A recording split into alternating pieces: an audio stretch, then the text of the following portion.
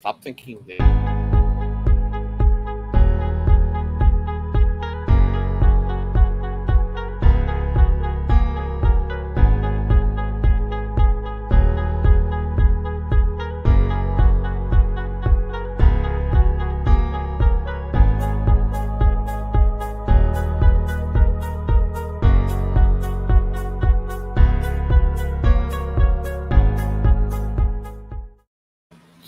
All right, welcome everybody. As you know, it's Tuesday at 6 p.m. on the left coast, 9 p.m. or 8 p.m. where my wonderful guest is tonight, out there on, shall we say, the right part of the country. Tonight we have something very, very special. But before we get into this incredible person who was very gracious to come on and donate some of her time tonight, guys, we had a tragic accident in the beard community today. I found out about it this afternoon, and it's kind of hard. Our brother Mike over at Karam Nadirtha, he had a trimming accident, and he lost his beard.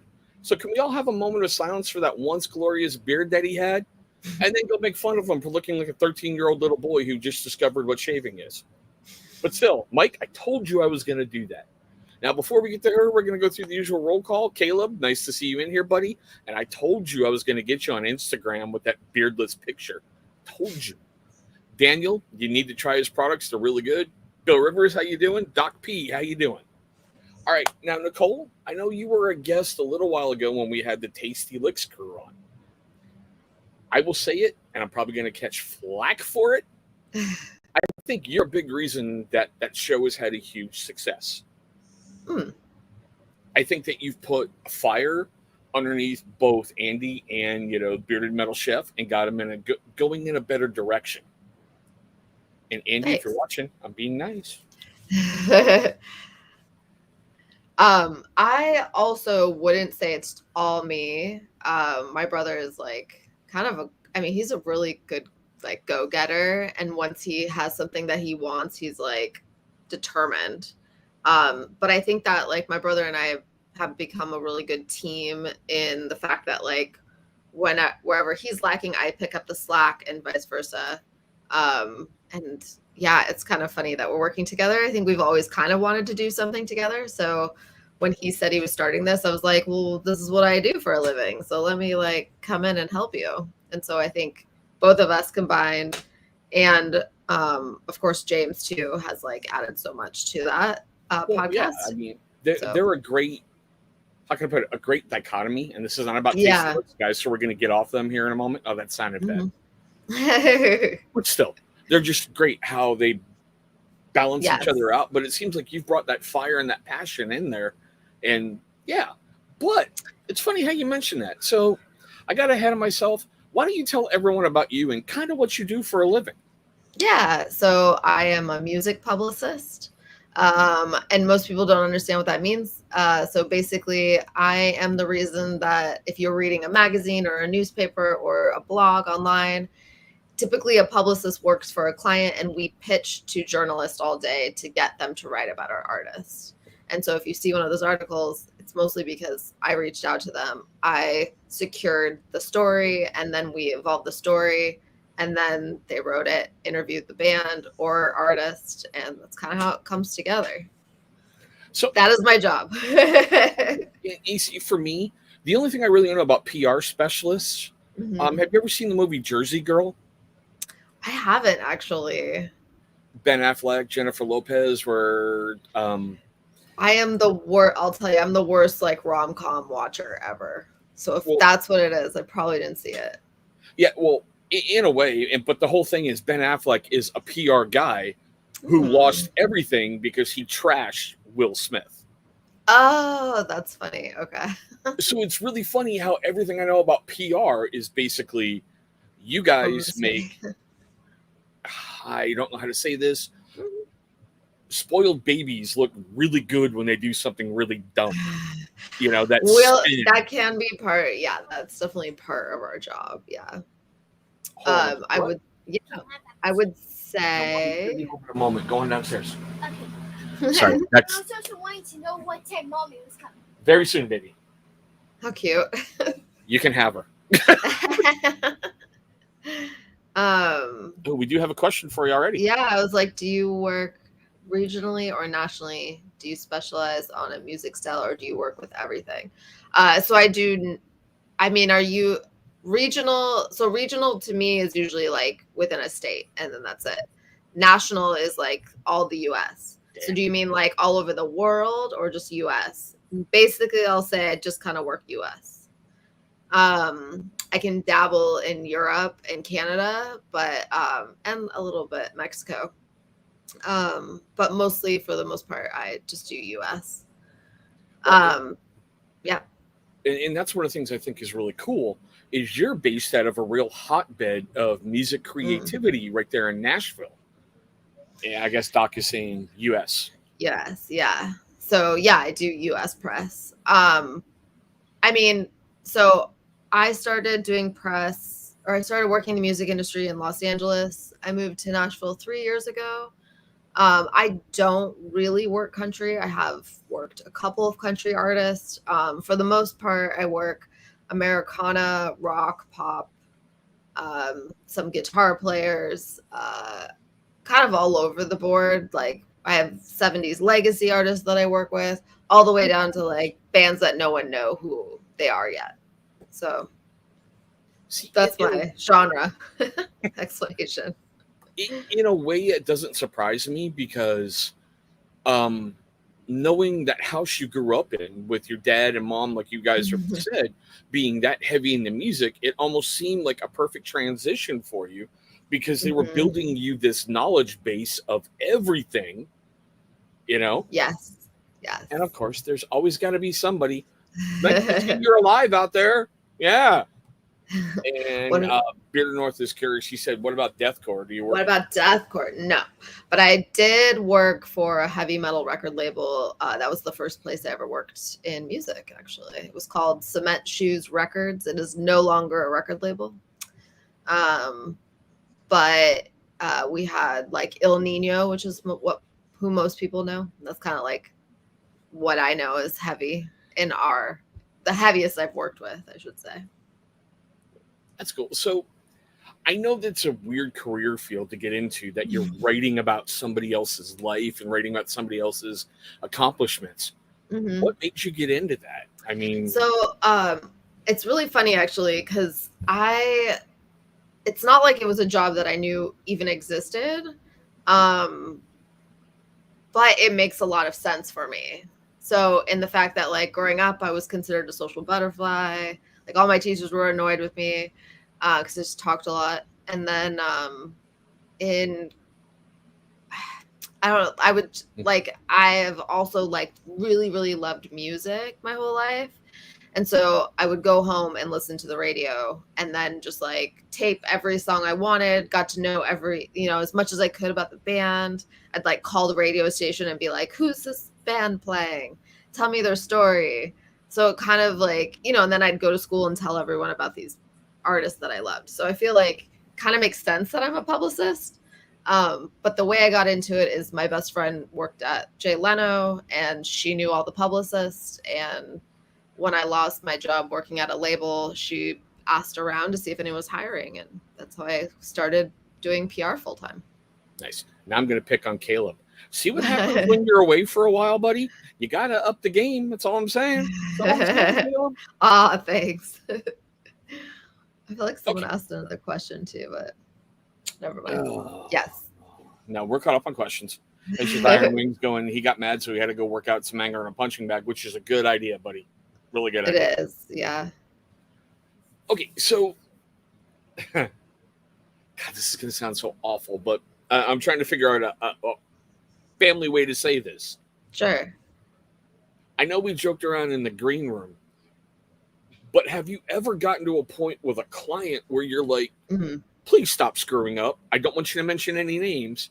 It's like, you're killing me over here. Just stop, Yeah.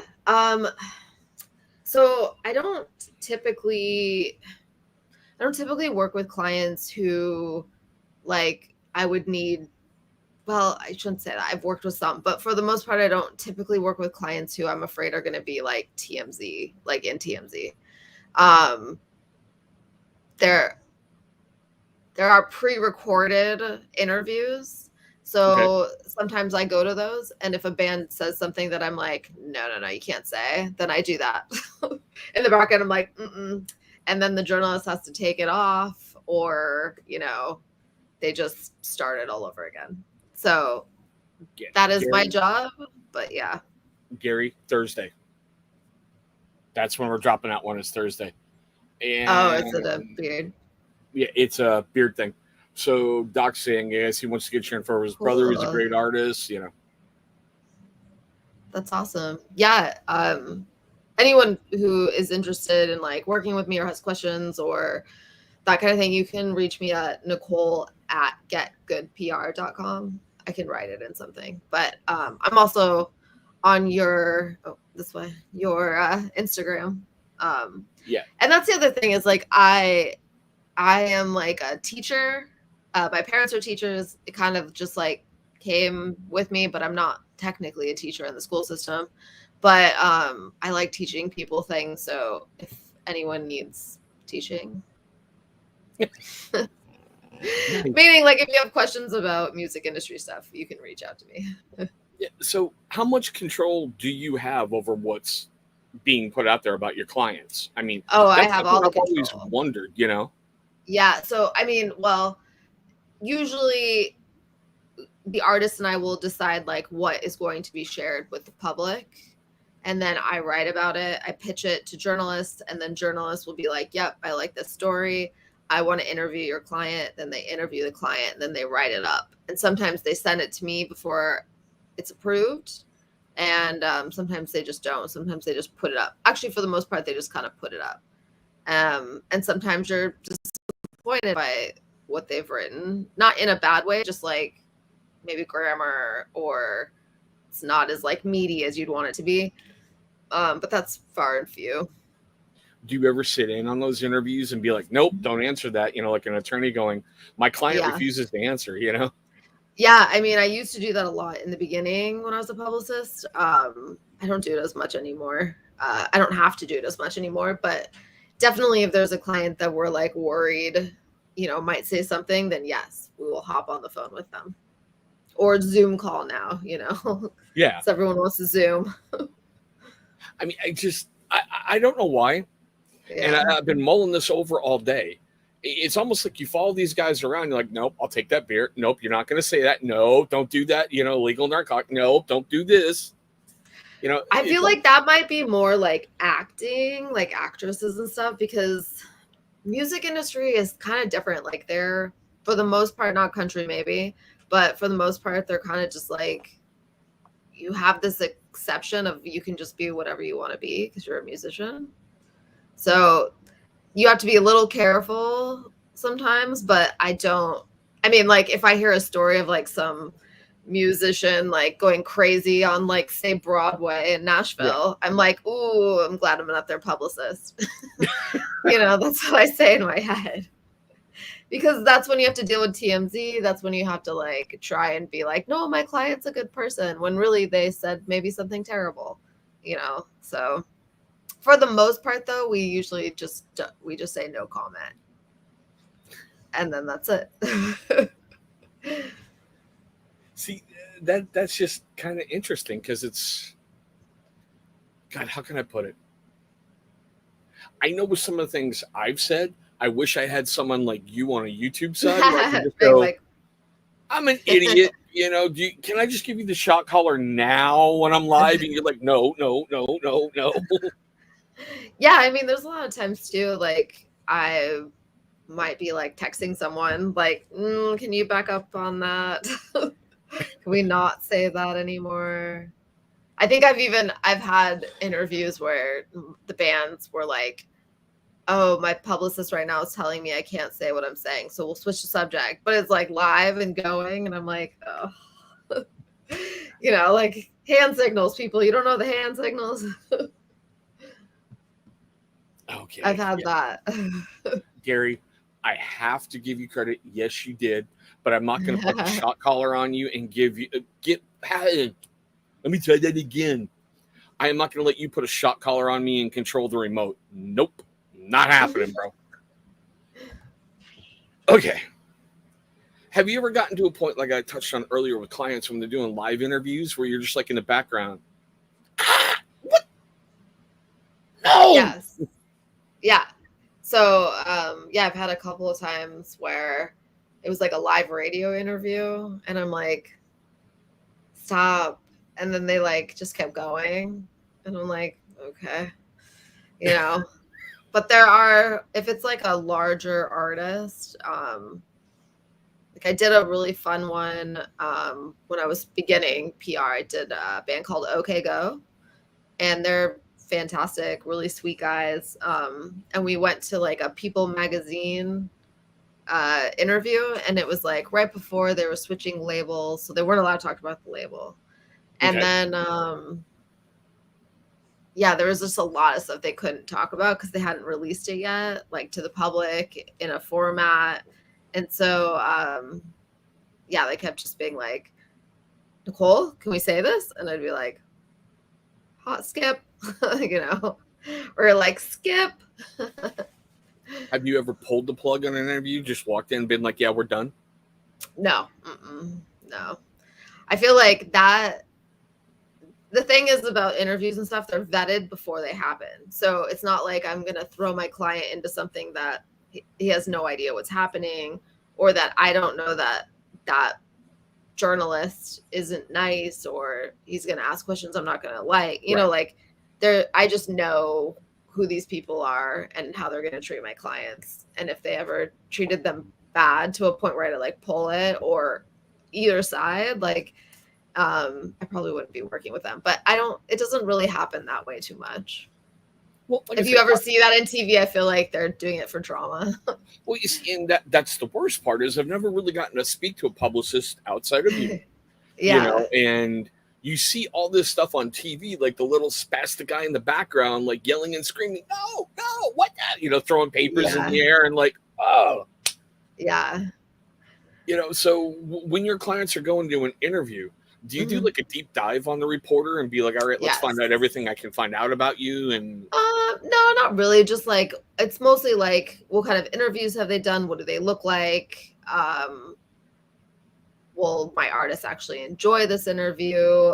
Does this reporter know who they're interviewing? Because I've had a lot of people interview and then they're just like, who are you? Basically, you know, like they just don't know. And then you're like, I'm sorry, that's gotta hurt. When that question's like, who are you? Right. I mean, it can be a lot. But yeah, I definitely like always am like double checking the journalist and making sure they understand what's going to happen. But it seems like your job is as much knowing the interview as much as knowing your client a lot. Yes. Yeah. So, you know, the whole point of Press 2 is to be like, hey, this journalist writes for this specific genre and these specific things. And so my client, I feel, would fit within that realm of what the journalist is writing. And that's kind of like, but there's like so many publications, thousands and thousands of thousands.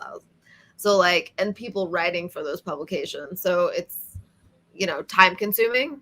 So you don't always get to like research every magazine, but as you like age working with it, it kind of comes out. Well, especially now with the digital age and everything in print media basically going the way of the dodo bird. You know, I would bet that online publications are popping up as quick as YouTube channels pop up. Yeah. And I know that's got to be hard for you to keep up on that and be like, all right, let's get ahead of you. You know, let's do this. Yes, that's true. Yeah. I mean, there's got to be some days, I swear, you've got to look at your phone and just be like, 1,000 messages. What did such a client do now? You know? Yeah. Or it's more, I mean, I wouldn't say like my messages are mostly like, hey, I want to interview this person, or like, don't email me again, unsubscribe. Those are kind of like my emails. This is a good one. Do you have to deal with crazy requests, artists? Oh, that's funny. I mean, it's more of a manager's job for sure, but if I'm like, hey, I booked this artist on, say, like Jimmy Kimmel, they have a green room in the back, And I could be like, hey, my artist really wants like 3 water bottles and this specific snack. Can we make that happen? And then they'll be like, yes. Or they'll be like, you're crazy. Hell no. Well, Those you've are heard the two horror things. stories from like Metallica and their cocaine-fueled days, Yeah. or Ozzy Osbourne, you know, Sure. with the I only want green M&Ms, and if there's anything else in there, it's like, nope, we're canceling the show because you didn't read our rider.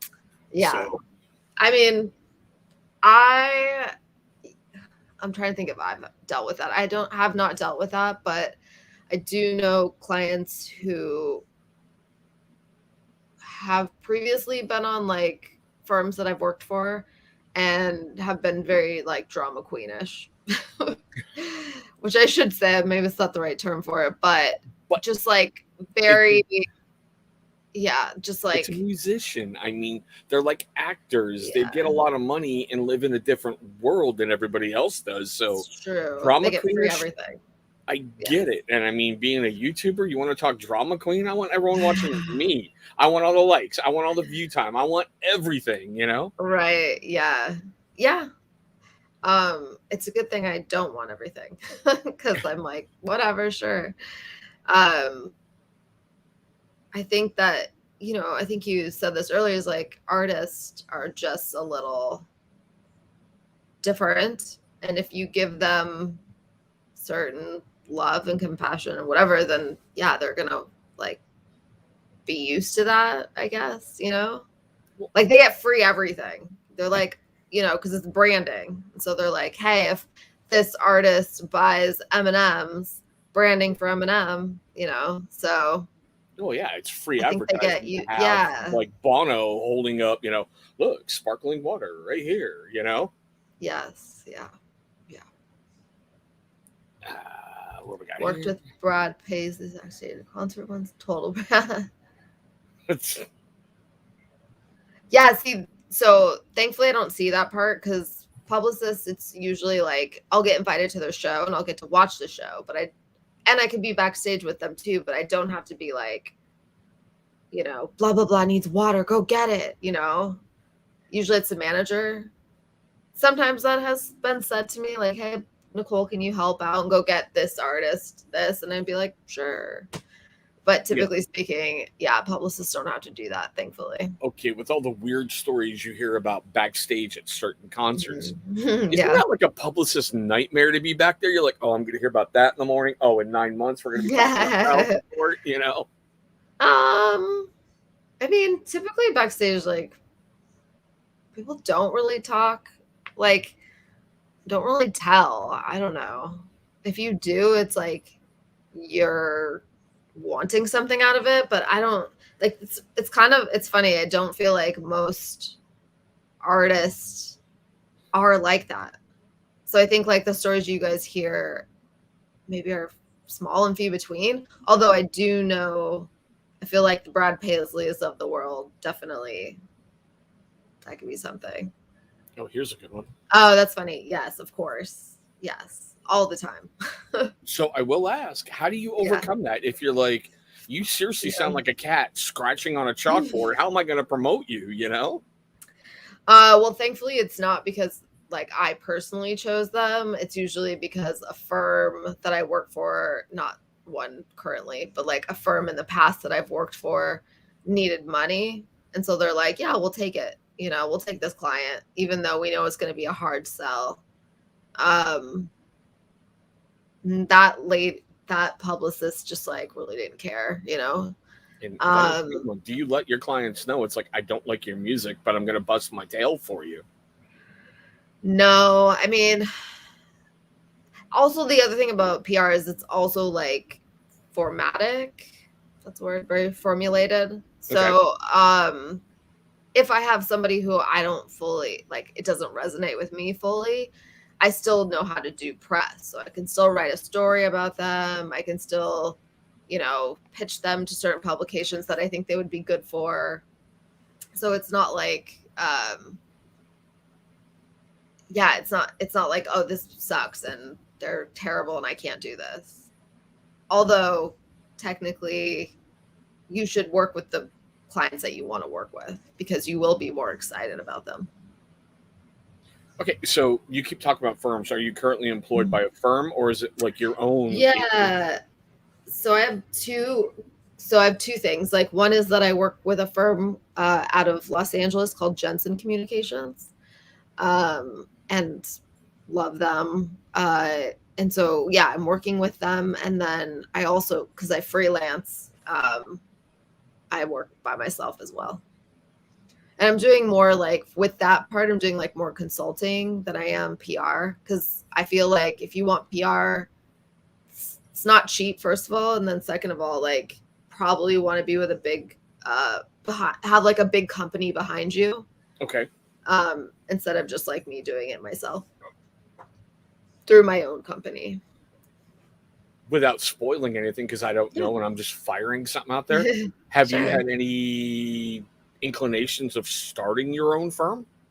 Oh Or- yeah, so I did kind of start my own firm, but then COVID came along, and it's not I'm like I sorry. didn't have, yeah, it's not like I didn't have clients coming in, but it kind of gave me a perspective of what I want. And also it's really funny, I found this, like, I wish I could show you, but it's like a TikTok video about quitting your 9 to 5 to start your own.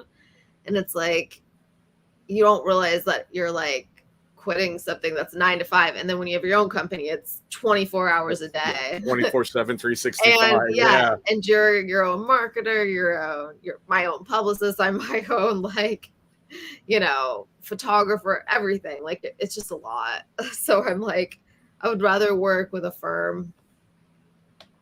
And then who knows? I don't know. Maybe when I get a little older, I'll think something different. I don't know. Okay, that's a word we don't like. I just turned a half century, so old. Nope, nope, no. I'm like, Caleb, buddy, thank you for stopping in, bro. Much appreciated. Thank you. Good night. Two things. Someone said, oh yeah, do I tell an artist if they're not good? No. Because also, like, what I don't like, maybe you like. So I don't really, I can give advice of like, hey, maybe you need a producer if they suck, but I don't really have to, thankfully, deal with that too much, because I always get emails too. Like if an email comes through and I'm like, ooh, that band's not good, I can just not check it, not answer it. Okay, so Yeah. I'm going to throw this one out there, and we're going to do as generic as we can. Okay. Joked about this in the green room with you. Mhm. As a publicist, what is the number one horror story that stands out in your head that you had to deal with without mentioning Say the name?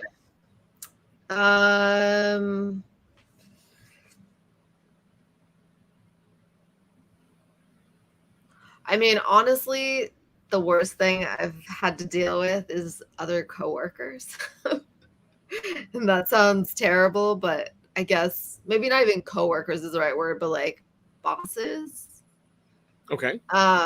Worse than a client. So, just like, yeah, I've worked for firms that like literally the person, I know you guys have all seen this movie, maybe, Devil Wears Prada, probably know it. I know the movie, haven't watched it. So basically I'm like the girl in the show, where like when I was starting PR, people were so mean and petty and just like cussing at me, throwing stuff across the room. So really it's more within the industry, not really the clients. I've never had a client really freak out on me or anything. Or have like a terrible incident. I mean, I've had clients who won't do long interviews, like 5-minute interviews. And I'm like, how can we get what? What are you going to say in 5 minutes? Those always are challenging. Trying to think if there's nothing, like a Coke infused rage that ended up in a Taco Bell at 3 a.m. making your own tacos, No, that would be like more exciting. I mean, I've had like a client tweet something and then, that manager really mad, and then calling us, and then TMZ calling, I've had that stuff.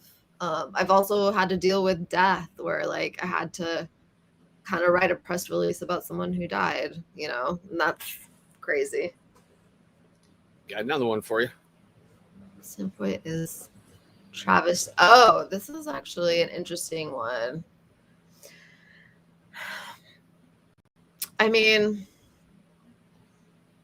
it's like, so I'm not like I don't know him too well, but I did kind of research the situation, and apparently he's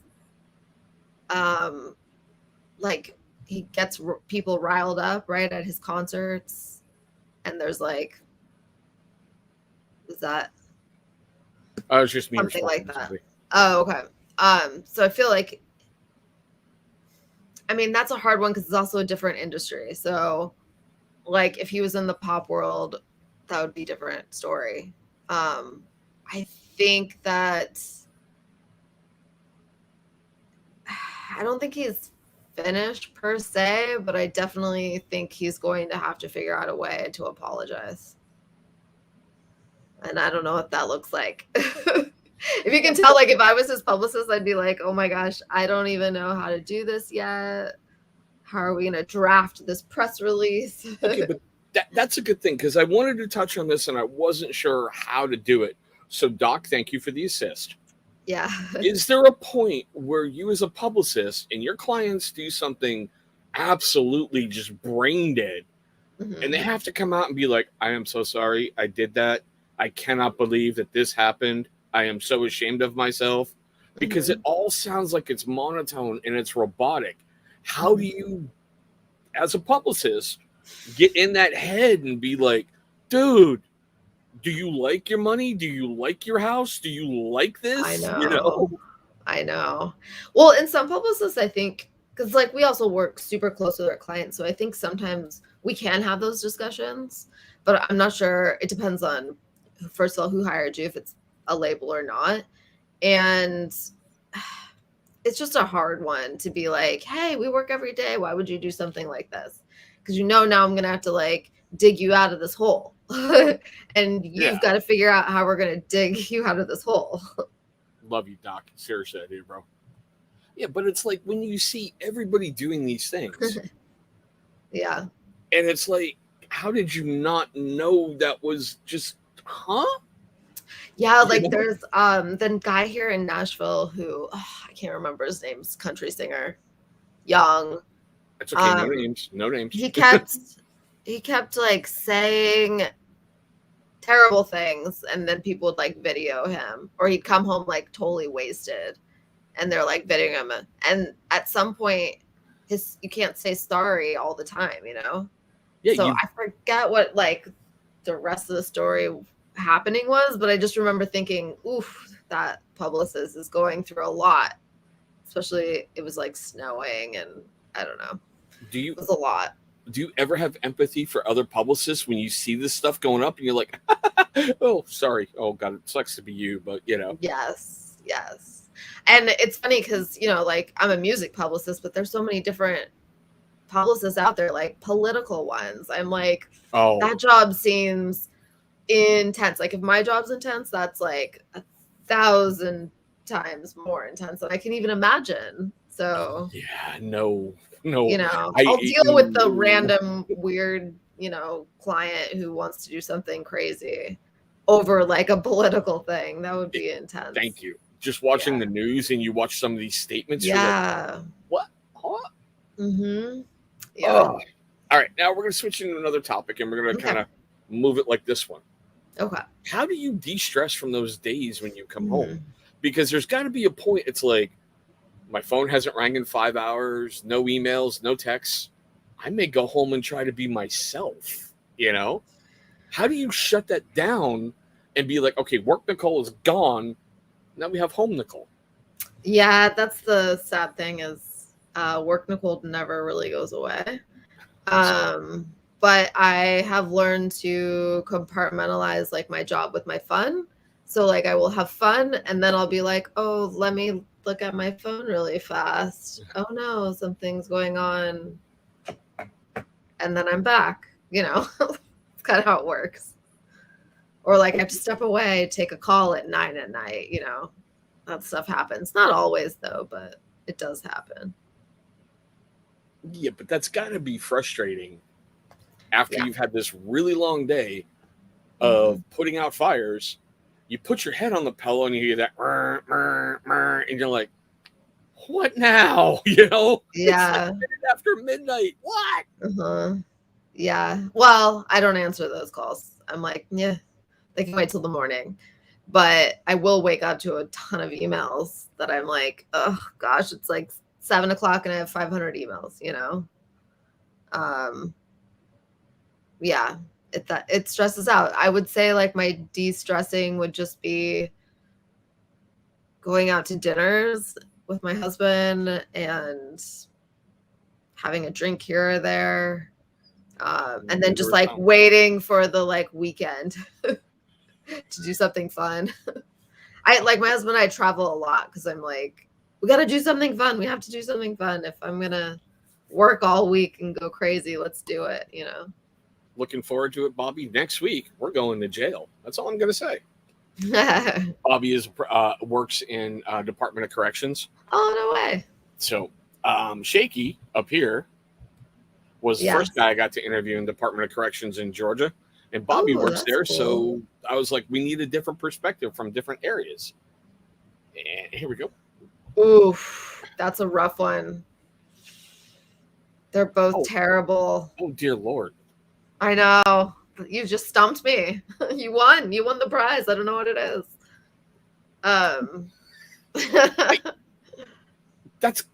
They're both terrible. I'm keeping my I would quit my job. I had a joke, and no, I'm keeping my mouth shut. Nope. I'll send it to you privately, Iron Wings. I will. It would not be polite for feminine company. I'm going to put it that way. Gotcha. Whew. Okay. Do you ever kind of get like that little stress twitch when you hear your phone going off? Because it's, like you said, waking up to 500, that's got to be overwhelming. Yeah. Yeah. It's not like that always, but yeah. Yeah, that's why like I try to take my time like getting ready. I try to like just do my best to relax. I also just I'm not that tense of a person to begin with. No offense. How? With your job, how? Yeah, I think it's just like how I think just I'm really laid back, so that's helpful. Okay, I know your brother, I've also so I get that. yeah, I've also learned like boundaries, and I'm not curing brain cancer. And if something falls through, it's life. But I always do my best not to let it fall through. But I am not a type A personality where I'm gonna like be like, oh, I got to be organized until the email is gone. I'm like, yeah. Now I'm gonna leave those emails. I just can't do it. So, I have like a stopping point. If I may ask, how long did it take you to get to that point? Because I know somebody starting out, that's gotta be like you're all no phone. Yeah, I think that's the nice part of freelancing. When I work for like an actual company though, or like work for them, then I am definitely a little type A when it comes to their stuff. When it comes to my own stuff, I'm like, I just know how to organize myself well to being like prioritize what's important. And then, you just kind of are like, go down the list with the most important. And then when you're done with that, you try and get all the other stuff. If you can't get it, then you take it to the next day, Sometimes you win, sometimes you lose too. And I'm okay with both. So definitely took a while to get there, but I think it's also like career too, when you've been in your career for so long, eventually you just kind of understand it and work with it. I wish I could say that because I'm going to use this as a joke here. Yeah. My career lately has been like a stay-at-home dad to help out my family. So my kids That's every day, job. They need PR quickly, because it's like, help me from. Yeah, I'm sure. I mean, it's the same. It's a funny saying is just like it's hurting cats. Yeah, thank you. I tried explaining this to somebody else, and it's a segue into a video I'll be releasing this week. You know how some people are like, you have kids, boys and girls? I get the, you have kids? Oh, I get the like. It's like, are they okay? You're not gonna have kids, right? That's what I get now. Wow. Yeah, it depends, So at least you're getting the like, oh, you've got kids, great. Maybe it's because you seem more fun. Some people with kids seem like they hate life. Oh no, I'm there. Like when you're going through a store, like we had to go last weekend and get all new shoes, all new rain boots, snow boots, everything. Oh yeah. And you're watching two little girls fight in an aisle over a pair of shoes that doesn't fit either of them. But they like the pretty colors on the shoes, and you're like, too many security really cameras. funny. I can't kill you. Just put them down. That's so funny. I think I would just like videotape them. They don't like me at parent-teacher conferences, to be honest, because I walk in there and go, "What the little beep do, and how much money do I owe you?" It's been highly suggested I don't come on school grounds at times.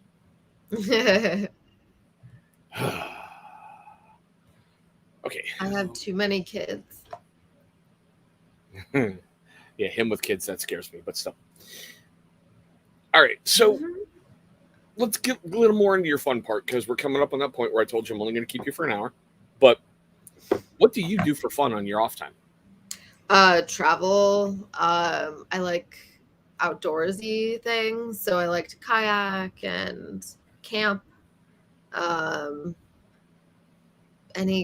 just like to be outdoors, adventure, travel a lot, like, within a realm too. Like if we have a weekend that we're wanting to do something fun, we'll like drive to Memphis, or we'll drive to somewhere else in Tennessee, Chattanooga. The cool thing about Tennessee is you can drive kind of far distance within a day. So yeah, like from Nashville, I can drive to New Orleans 7 hours, or I can drive to Chicago with 7 hours. And in between, there's so many things to do. Say I love you. Okay. Starburst, I'm not complaining. Oh, yum. Yeah, or it's like 3 hours to Atlanta. So it's really not. I just like am a travel bug. I want to like explore places and people, and so anytime I can leave this town, I will. That's one of the things I miss about the East Coast. There's so much rich history out there. Yeah, that too. You can go somewhere and learn something and have a great day out of it. Yeah. Where I'm at in Washington State, oh joy, Lewis and Clark urinated here. Oh joy, they had a beer here. Oh, okay. They killed the bear here because they were hungry and needed the fur. Yes. I mean, the same with like the West is just like that. Like even being from Phoenix, it's just like that. But out here, they're like, oh, you've heard of the Civil War, right? This is where blah, blah, blah was shot. And you're like, holy crap. I saw that, Iron Wings. I saw it. Don't think I didn't catch you. And you're right. Ethan grows a lower end kind of knockoff blades that copy other things. So. Oh, cool. But still. Now, with the firm that you're working at, I know this is going to sound really dumb. Have you ever lost a client to another label that switched firms on you that you've missed? Oh, yeah. Yeah. That happens a lot. I mean, not really with the current PR firm that I work with, because he's just been around forever and basically his artists love him, so they're not going to leave. But there definitely has been like other clients that, thought this PR firm would be better for them. And what they don't understand is that we all have the same contacts. Yeah. And of course, it's like, sure, I might be better friends with some people in the Americana world over pop, but it's also based on the artist. So if I never have talked to you before and I'm like, hey, I'm working with Beyonce, they're going to be like, oh my God, yes, we'll do it. No problem. And it doesn't matter who I am. Okay. So yeah. Rambo Tweety, dude, if you've ever been to Pike's Market, until you've had a fish thrown at your head, that's about it in Pike's Market. And yay, the original Starbucks. Ooh. You want to come down and see the gum wall where they stick their used chewing gum and they have to go through and scrape it off every so often? It's Seattle, dude. But still. Grunge music. They probably want to go see Kurt Cobain's house. Okay, Is well, that the other Seattle does reason? have that, the birthplace of grunge, but Mhm. that's about it, you know? I've been, yeah. Seattle's cute. Actually, really liked Oregon, Portland. Better. Don't diss Pikes. You hate her. Come live out here, Gary. It's cute to visit. It's not that much fun when you're here all the time. That's all I'm Are gonna say. you in Seattle or like north of it? About 45, 50 minutes away That's from right. it. You said right next to the border. Yep, Yeah. right near Canada, but still close enough to Seattle where I get Seahawk crap all the time up here. So, yeah. And I'm not a Calia's Seahawk in and fan. out of And yeah. Metallica is so much better. Actually, what's funny about Metallica is that I was working with this Americana artist named Goodnight Texas. I can say Yeah. their name. And I'm they not pressuring you to say if you let it slip. well, I'm no, they're making they're a no good pressure. band. No, nothing bad to say. But they were really funny. They were saying how this random like producer contacted them and was like, "Hey, can we use your music for this like zoo show we're doing?" And he was like, "Okay, sure." And it turned out it was Tiger King. Oh Lord. And they're like the beginning song Oh of it. And I don't know how it happened, but in between that and something else, Metallica all of a sudden really liked them. And they're opening for Metallica now, which is really funny. So that's just my Metallica story. No, okay, I think that's also weird how closely knit those communities are, where it's like a little no-name band can catch the interest of somebody huge. Yeah. And hey, guess what? You're coming on the road with us. And speaking of coming on the road with us, do publicists go out on the road with their clients at times?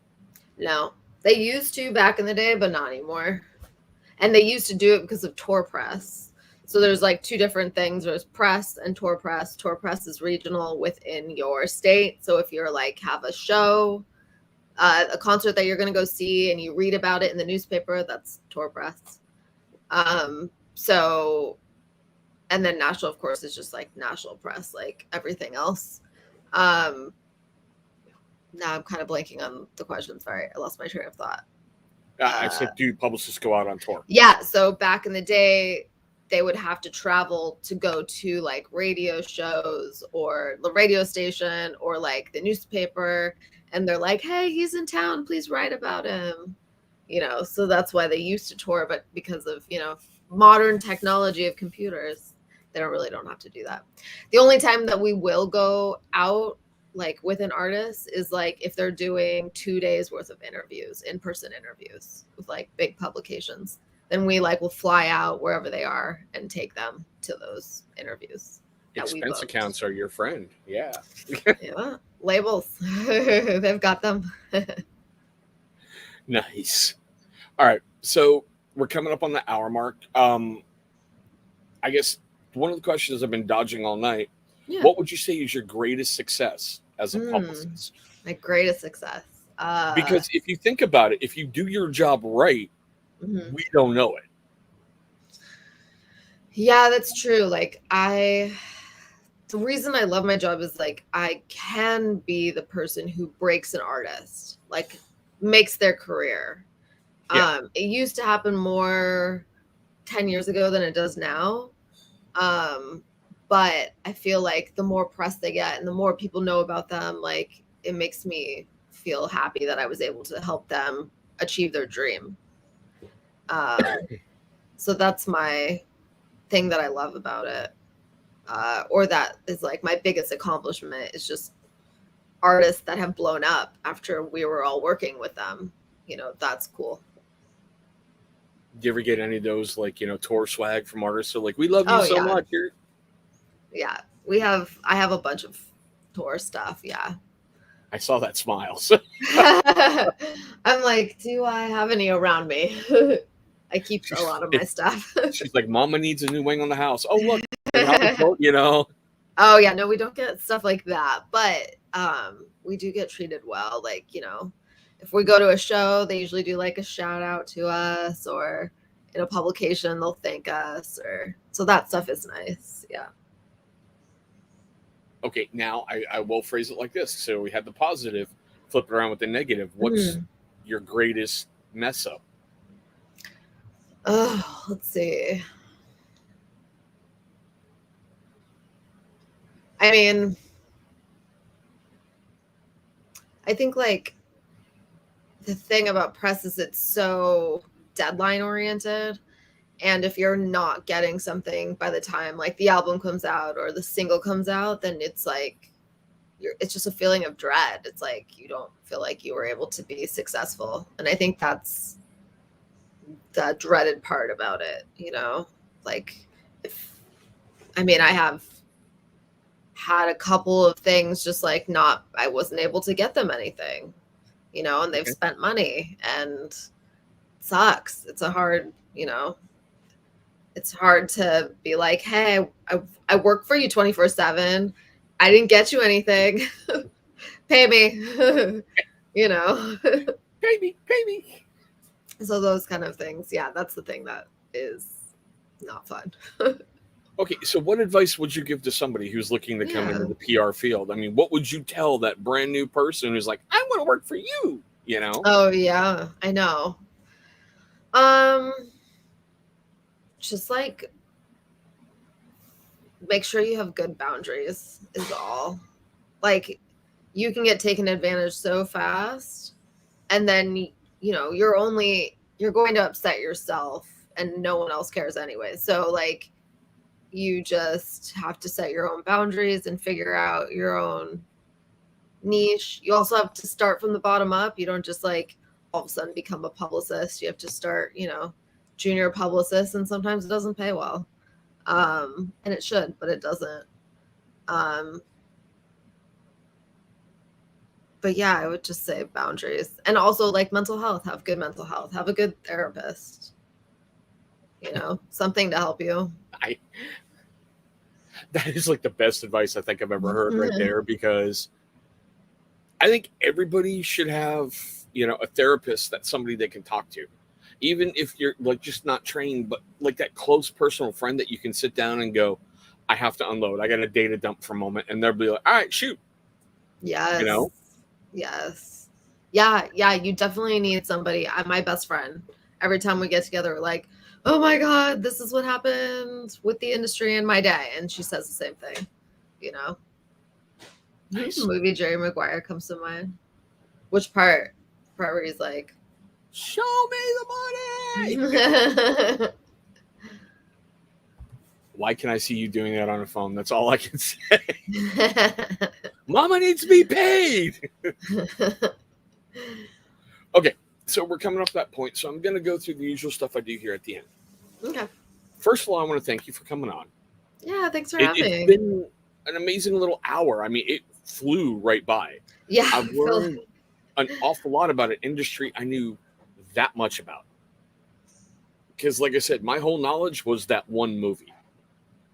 And yeah. So it's so cool that you came on and you shared all this stuff. But another thing that I really love to do is put a challenge out there for everybody. This week, it's kind of a two-parter, okay? I firmly believe that we are our own worst enemy. We keep ourselves from succeeding. So I know it's going to sound really dumb, people who are still watching to this point. Go look in the mirror tomorrow morning before you go to work, or tonight before you go to work, or before you go, and just go, you're good enough. You can do this. You've got this. Because the more you look in that mirror and go, oh, God, why? Oh, why am I doing this? You're putting it out there and you're holding yourself back. Stop doing that. Put out that positive stuff. If you want to go positive energy, get your chi centered, get everything right, get your aura checked, your chakras, whatever you want to call it. All right? Get yourself in a better headspace, because when you're in a good headspace, better things seem to happen to you. Mm-hmm. Have you ever noticed when you're having a bad day and one thing goes wrong? You know, one thing goes wrong. And Doc, I know we've talked about that, bro, when you were live with me. I understand, bro.